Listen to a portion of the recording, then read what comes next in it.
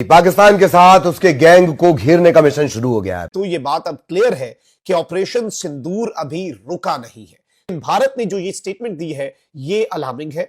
2 करोड़ से ज्यादा बांग्लादेशियों को भारत छोड़कर भागने के लिए हमने बोल दिया है। रोहिंग्यास को हमने पकड़कर समंदर में फेंक दिया, ये कंफर्म न्यूज है। भारत ने बांग्लादेश से जमीनी रास्तों से रेडीमेड कपड़ों, प्रोसेस्ड फूड और कई अन्य सामानों के आयात पर कड़ा प्रतिबंध लगा दिया है। इस फैसले से बांग्लादेश को $770 मिलियन नुकसान होने का अनुमान लगाया गया है, जिसमें बांग्लादेश के खस्ते हालत पर एक और चोट होगी। ये जो बांग्लादेश और इंडिया के ताल्लुकात हैं ये दिन ब दिन खराब होते जा रहे हैं।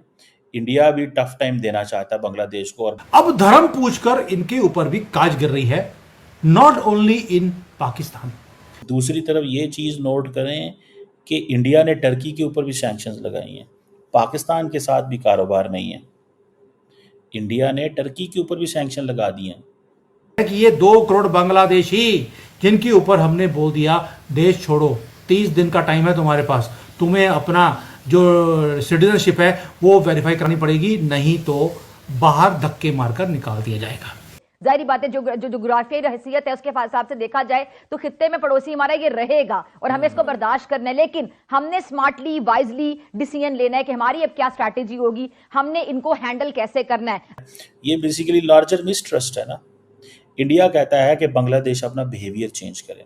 नमस्कार, ब्रेकिंग राज न्यूज में आपका स्वागत है। दोस्तों, भारत पाक युद्ध का चौथे दिन विराम जरूर हो गया है, पर ऑपरेशन सिंदूर अभी खत्म नहीं हुआ है, क्योंकि मोदी पाकिस्तान के मददगारों पर कहीं पानी तो कहीं व्यापार तो कहीं आवागमन की नई स्ट्राइक लगाकर पाकिस्तान के अंग अंग को खंडित कर रहे हैं।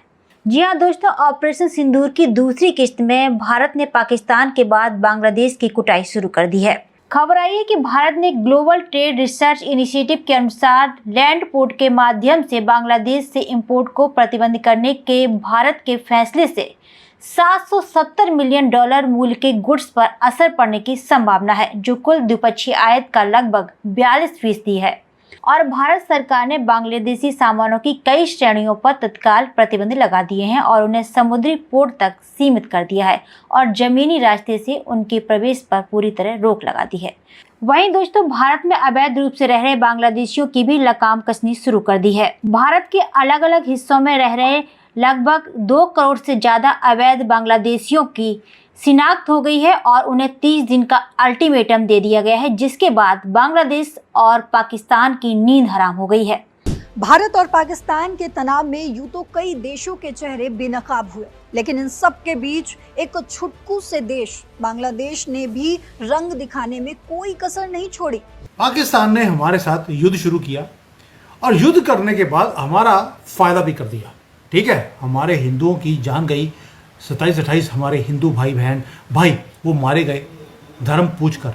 अब धर्म पूछकर इनके ऊपर भी काज गिर रही है, not only in Pakistan but in Bharat also.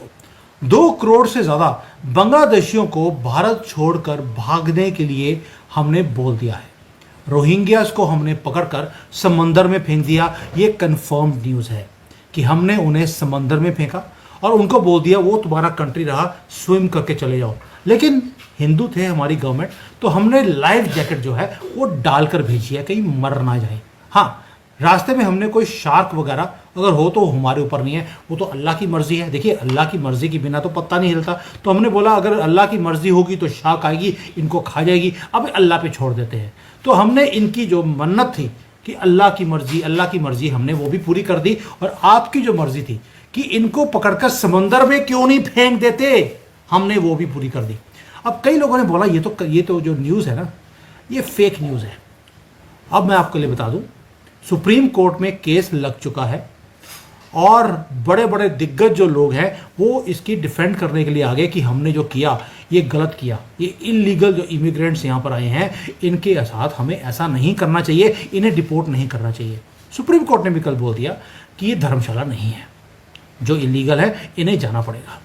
तो ये सारा जो मुद्दा है 2 करोड़ बांग्लादेशियों को बाहर फेंकना वर्ड यूज कर रहा हूं, क्योंकि इनको अगर बोलेंगे छोड़ने के लिए ये जाएंगे नहीं, क्योंकि नर्क से आकर इस कंट्री को नर्क बनाने के लिए ये आए थे, ये ऐसे इतनी जल्दी से नहीं जाएंगे। कि इंडिया ने नए ट्रेड डायरेक्टिव्स जारी कर दिए हैं, जिसमें बांग्लादेश की जो रेडीमेड गारमेंट्स है, जो बांग्लादेश की लाइफलाइन है, जो क्रिटिकल एक्सपोर्ट है बांग्लादेश की, जो कि तकरीबन 2 इंडियन सी पोर्ट्स को होती थी, कोलकाता और जो था एक पोर्ट है उसको बोलते हैं नवा शेवा इन मुंबई के अंदर।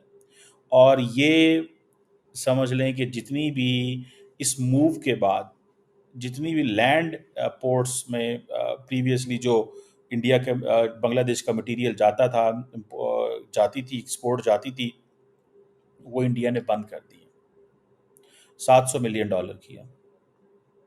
बांग्लादेश जो है, अगर आपको याद हो, मोहम्मद यूनुस साहब ने कहा था कि हम जो इंडियन यान है लैंड रूट से, अब देखिए इंडिया करने क्या लगा।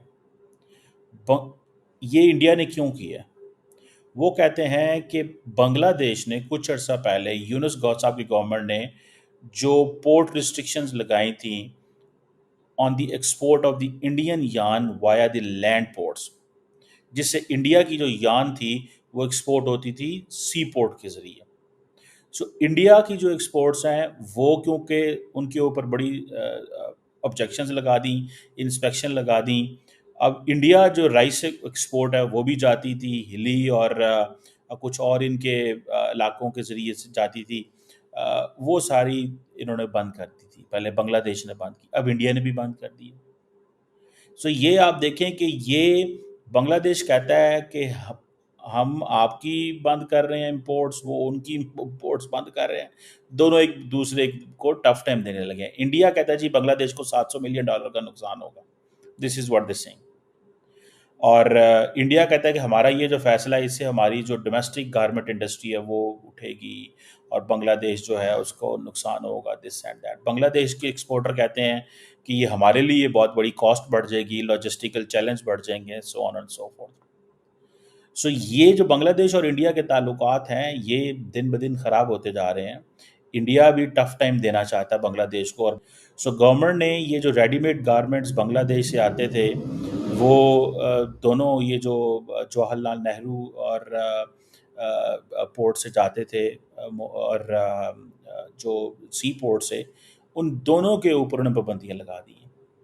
सो इससे आप अंदाज़ा लगाएं कि अगर ये चीज़ें नहीं